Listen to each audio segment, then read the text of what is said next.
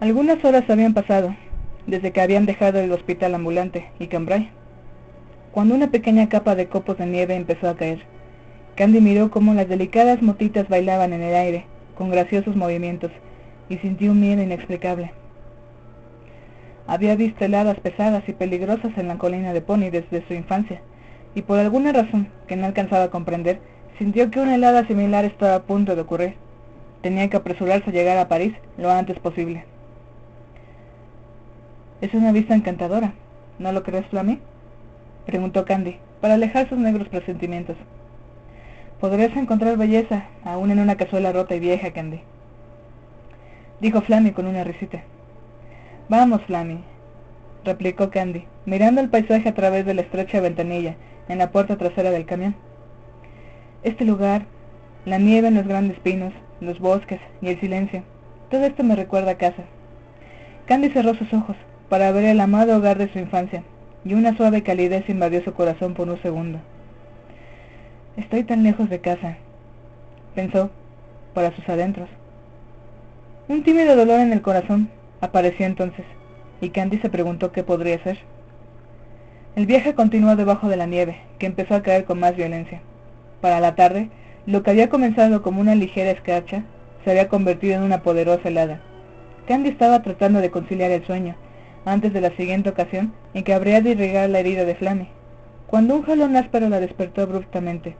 Estaba aún abriendo los ojos, cuando un grito femenino, que venía de la cabina del conductor, le hizo ponerse de pie y abrir la puerta de un solo salto. El camión se había detenido, y aquella voz era la de Juline pidiendo ayuda. Candy saltó del camión, y sus botas se hundieron en la gruesa capa de nieve.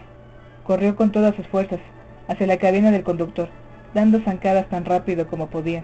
En la cabina, Juline trataba desesperadamente de ayudar al conductor, quien se encontraba doblado sobre el volante. Candy abrió la puerta del conductor, con un rápido movimiento de su brazo derecho. «¿Qué pasa, Juline?», alcanzó a preguntar, pero la condición del hombre resultó suficientemente clara para ella. El cabo estaba teniendo un ataque cardíaco. Sin decir más, las dos mujeres comenzaron a hacer todo aquello que podían para ayudar al hombre inconsciente. Candy trató una y otra vez de reanimar al hombre en un frenético esfuerzo para salvarle la vida. Era como si todo el mundo se hubiese detenido en aquel frío rincón del mundo. De pronto, los sonidos desaparecieron, como si Candy estuviese atrapada en una burbuja. No escuchaba la voz de Juline, o aún el sonido de su propia respiración. No había nada, salvo el silencio, y la básica necesidad de salvar una vida. «Candy», llamó una voz lejana. «Candy». Ella no contestó, pero continuó presionando el pecho del hombre. «Candy», dijo una vez más Juline, alcanzando el hombro de Candy con su mano. «Se acabó, Candy». Entonces los sonidos regresaron a los oídos de Candy. El viento, la voz de Juline, Flammy gritando desde el camión. «Se ha ido, Candy», murmuró Juline suavemente. Candy miró a su compañera, sin saber qué sentir, si frustración porque no habían sido capaces de salvar al hombre, o desesperación porque habían sido abandonadas a la deriva en medio de los gélidos bosques, aún a muchas millas de distancia de París. Juline leyó los pensamientos de Candy en sus preocupados ojos. «¿Qué vamos a hacer, Candy?», preguntó con el miedo reflejado en su voz. Yo creo que puedo manejar», contestó Candy, tratando de mantener la calma, a pesar de que estaba muy asustada. «Tú sabes, yo tenía un primo. Él me dejó manejar su carro un par de ocasiones. Yo creo que podré intentar manejar el camión, pero primero tenemos que decidir qué vamos a hacer con el cuerpo, Julie». «¿Qué está pasando?», gritó Flammy, una vez más desde el camión. Candy dejó a Juline por un segundo, y fue a hablar con Flammy para calmarla.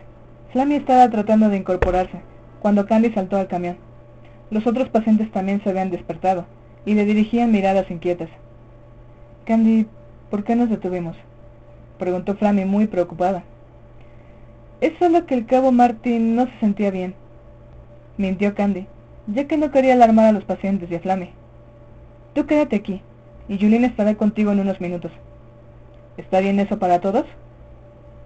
No muy convencida, Flammy aceptó la explicación de Candy, en parte porque siempre deseamos creer lo mejor, y también porque no quería alarmar a los pacientes con sus sospechas. Después de una breve discusión sobre el asunto, Candy y Julie decidieron dejar el cuerpo a un lado del camino, ya que no tenían pala y tiempo que perder en entierros. La helada estaba arreciando cada vez más, y no era muy conveniente para la salud de Julie el permanecer más tiempo bajo el frío congelante.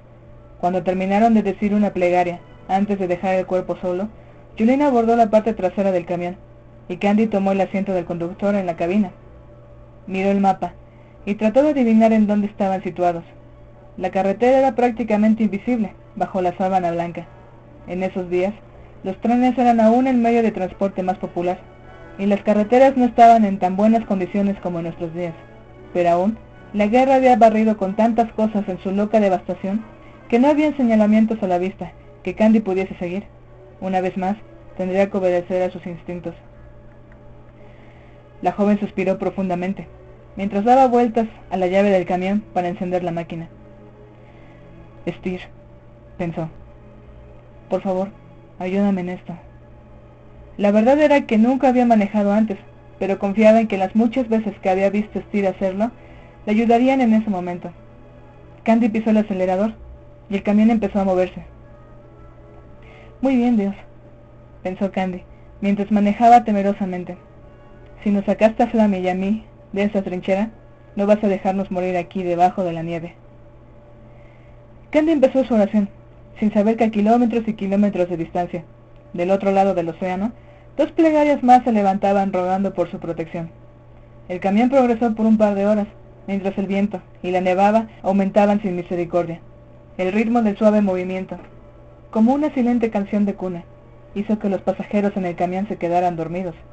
Solamente Julie permaneció despierta, molesta por su continua tos y sus múltiples preocupaciones, sabiendo que Candy estaba en la cabina del conductor, tratando de encontrar el camino para salir de los gélidos bosques.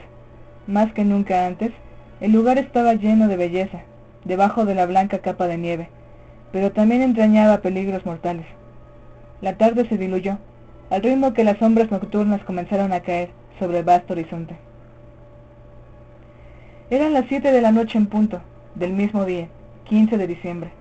Julie nunca lo olvidaría en toda su vida, cuando el camión se detuvo para siempre. En la oscuridad del camión, Julie escuchó cómo Candy trataba de encender de nuevo la máquina. 1, 2, 3 veces, muchas veces. Julie pensó por un instante que estaba teniendo una pesadilla, pero el ruido de la puerta trasera del camión abriéndose, suavemente, le hizo darse cuenta de la cruel realidad. Julie, dijo un murmullo femenino. Julie. Julie se aproximó a la puerta para ver a Candy parada afuera. La helada había terminado, pero la capa de nieve estaba increíblemente gruesa. Ahí, parada en medio de la nada, con la nieve casi hasta las rodillas, Candy White miró a Julie con una expresión que la última jamás había visto en ningún ser humano en esta guerra. Por un momento Julie pensó que estaba mirando a la imagen del arcángel pintado en las paredes de la iglesia de su pueblo natal. Recordaba que durante su infancia había admirado la pintura miles de veces, atraída por la belleza de la imagen, pero también terriblemente asustada por la fuerte determinación del arcángel vengador que el artista había pintado. La joven e ingenua muchacha americana que había conocido 6 meses antes tenía entonces esa misma expresión en el rostro.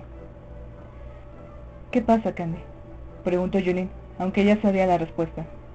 El camión no nos llevará a París, Julie, dijo Candy con tono llano, inusual en ella. Candy, musitó Julie, sin atreverse a preguntar más. Candy puso sus manos en el hombro de Julie, cerrando la distancia entre sus rostros, hasta que casi se tocaban. Julie, escucha bien lo que voy a decirte, murmuró Candy lentamente, articulando cada una de sus palabras. Este camión está muerto y atorado en la nieve. No vamos a ir a ningún lado en él, y si nos quedamos toda la noche, moriremos congelados. Es claro que necesitamos ayuda, y la única persona que puede intentar ir a buscarla soy yo. Así que no objetes o digas nada, solamente entra en el camión. Cuida de los demás y reza. Tú solamente reza. Candy, jadeó Julie, sin saber qué decir o hacer. Haz lo que te dije, Julie, replicó la rubia, soltando los hombros de Julie. ¡Vamos!, ordenó ella con voz resuelta. Cierra esa puerta ahora.